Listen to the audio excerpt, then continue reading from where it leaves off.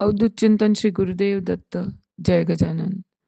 आज रामदास नवमी आणि म्हटल्याप्रमाणे त्यांचा आशीर्वाद घेऊन जे माझ्या गजानन महाराजांचं मूळ तत्व असं समजलं जातं की रामदास स्वामींमधनंच गजानन महाराज यांचं पुढे अवतरीकरण झालं. त्या अनुषंगाने मनाचे श्लोक आपण आजपासनं करायला घेणार आहोत. दर गुरुवारी ते मी सांगीन.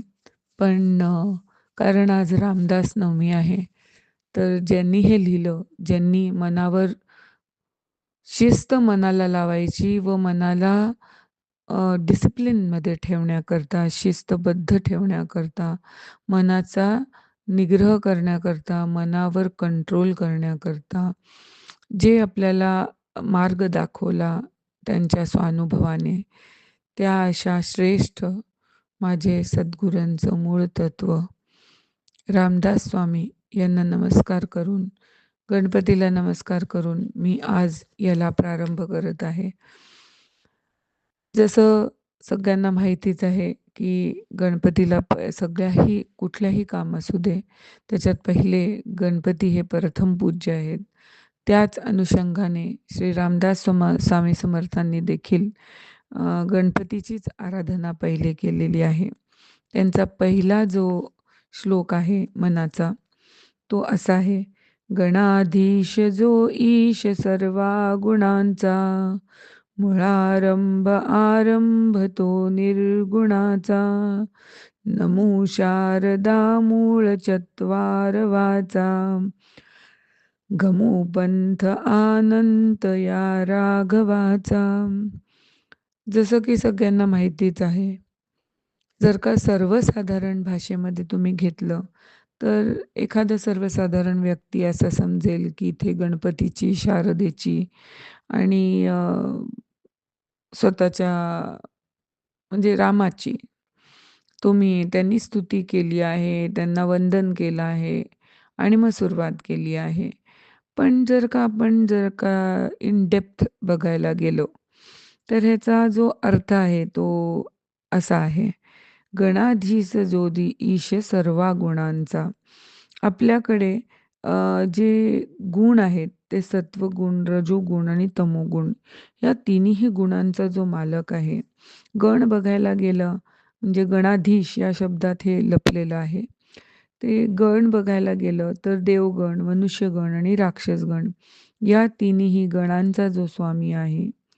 स्वर्गलोक, भूलोक आणि पाताळलोक इकडच्या तिन्ही लोकांच्या गणांचा जो नायक आहे, अशा त्या गणपतीला, अशा त्या प्रथम पूज्य देवतेला इथे श्री रामदास स्वामी नमन करतात. आपलं कार्य सुरू करण्याकरता, मनाच्या श्लोकाचे लिहिणं सुरू करण्याकरता. त्याच्यानंतर जे त्यांनी सांगितलं आहे ते शारदा देवी.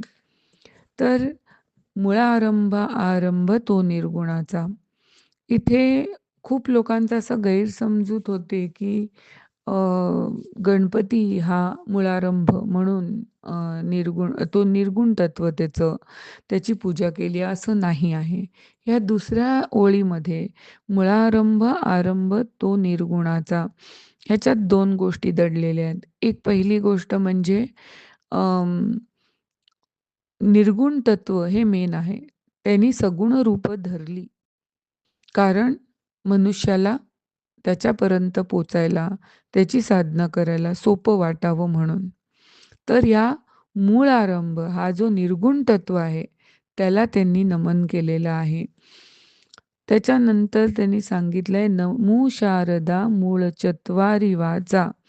तर शारदा देवी ही वाचेची देवी आहे, स्पीचची देवी आहे, वक्तृत्व ज्याला पाहिजे त्याची देवी ती आहे.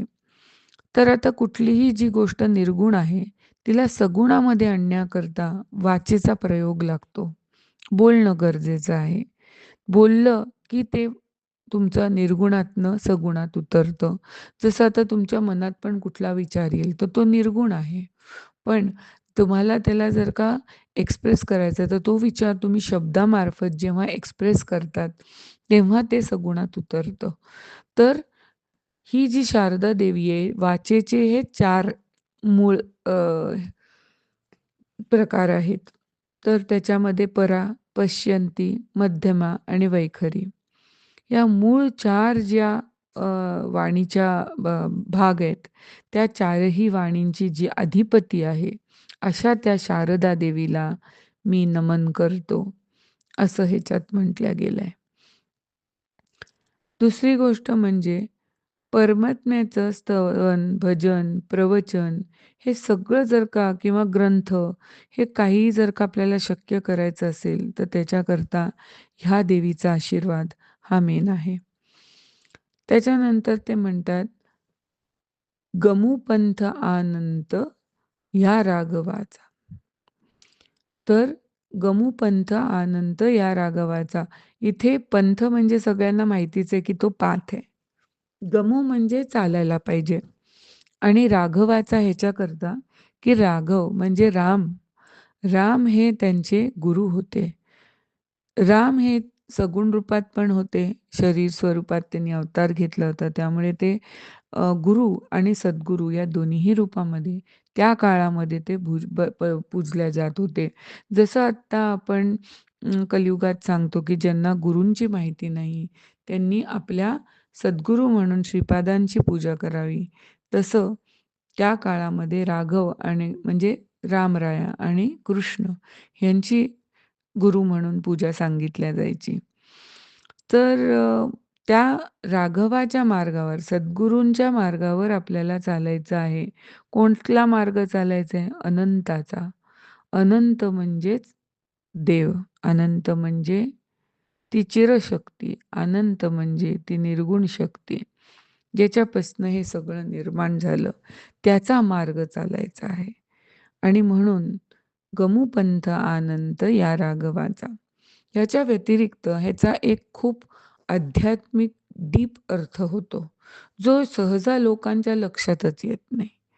तर जेव्हा मी हे सगळं महाराजांच्या आशीर्वादाने आणि आज्ञेनी सांगायला सुरुवात करत आहे, तर मला असं वाटतं, की तो भाग पण तुम्हाला समजवणं गरजेचं आहे. तर ह्याचा जो मेन अर्थ आहे, त्या मानवी शरीराला धरून जर का बोललो, तर मानवी शरीर हे देवापर्यंत पोहोचण्याचा, त्याचा मार्ग चालण्याचा हा एक शाश्वत साधन असं आहे, जे देवाने आपल्याला दिलेलं आहे. तर या शरीर संस्थेमध्ये जे 7 चक्र आहेत, ज्यांना जे की सर्वसाधारण माणसांना माहिती असे हे 4-7च चक्र आहे. पण तसं बघायला गेलं तर तसे ते अनेक आहेत. पण तो एक वेगळा टॉपिक आहे. तर आपण त्याच्यावर खूप न बोलता या 7 चक्रांचा जो पहिले आरंभ चक्र जो आहे, मूळ बेस चक्र, इंग्लिशमध्ये त्याला बेस चक्र म्हणतात. कारण दॅट इज द बेस. ते इग्नाईट झाल्याशिवाय बाकी काही नाही होऊ शकत. आणि बाकी आपल्या संस्कृतीमध्ये त्याला मूलचक्र म्हणतात. मूलाधार चक्र. ओके. मूळचा अर्थ सुद्धा बेसच आहे. आता ह्या मूलाधार चक्राचा जो अधिपती आहे, जो दैवत आहे, ते गणपती आहेत. या मूलाधार चक्राचा रंग देखील लाल आहे. तर या गणपतीला म्हणजे तुम्ही ही आपली जी कुंडलिनी 3.5 वळसे घालून बसते, ती हे या क्षेत्रामध्ये बसलेली असते. हे मूलाधार चक्राची जी ही दैवत आहे, हे पहिले प्रारंभ. तर तुम्ही इथपासनं सुरुवात करा. तर कधीतरी तुम्ही षटचक्र भेदन करून तुम्ही 7व्या चक्रापर्यंत, सहस्रार चक्रापर्यंत पोहोचू शकाल. ह्याचा हा मेन अर्थ आहे. तर मानवी शरीराचा प्रारंभ हा मूलाधार चक्रापासून तुम्ही सुरू करा आणि निर्गुण तत्वापर्यंत घेऊन चला. तर आपल्याला असं वाटतं, की म्हणजे हे 4 ओळी तर कोणी मी आज ताग्यातपर्यंत मला असं कोणी पण जे बोलतात त्यांना फक्त मी त्याचं म्हणजे त्यांनी वंदन केलं आहे एवढंच बोलताना ऐकलंय. पण आज तुम्हाला कळलं असेल, की ह्याचा किती डीप अर्थ आहे. असंच श्री रामदास स्वामी समर्थांचे जे मनाचे श्लोक आहेत, ह्याच्या प्रत्येक श्लोकाचे खूप गूढ अर्थ आहेत. तर आपण पुढे असंच दर गुरुवारी आपण एका श्लोकाचं आपण मूळ अर्थ काय? त्याचा मतीत अर्थ काय? त्याच्या मागचा अर्थ काय? त्यातला काय सांगायचं आहे आपल्याला? हे समजायचा आपण प्रयत्न करू. तरीसुद्धा याच्यापैकी काही शब्द तुम्हाला जड गेले असतील, काही कळले नसतील, तर ते तुम्ही मला निश्चित विचारू शकता. अवधूत चिंतन श्री गुरुदेव दत्त. जय गजानन.